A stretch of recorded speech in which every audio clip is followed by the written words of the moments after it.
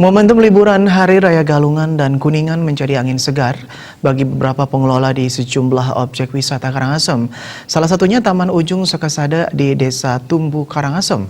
Objek wisata ini ramai dikunjungi wisatawan domestik.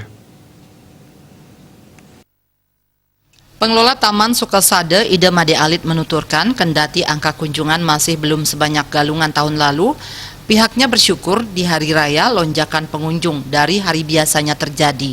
Sejak dibukanya kembali objek wisata untuk lokal dan domestik beberapa waktu lalu, pihaknya sempat pasrah sebab tak ada lonjakan pengunjung yang signifikan terjadi sejak dibukanya objek. Ia bahkan sempat berpikir untuk kembali merumahkan karyawan sebab tak menutup biaya operasional. Merawat objek wisata peninggalan raja dengan halaman dan taman yang cukup luas membuat dalam sebulan objek wisata ini harus menganggarkan biaya operasional hingga ratusan juta rupiah. Beberapa artis ibu kota memilih objek wisata Taman Ujung untuk berekreasi sambil melakukan beberapa aktivitas seni. Seniman ini datang karena menganggap tempat ini sakral serta ingin mendoakan agar pandemi COVID-19 cepat berlalu.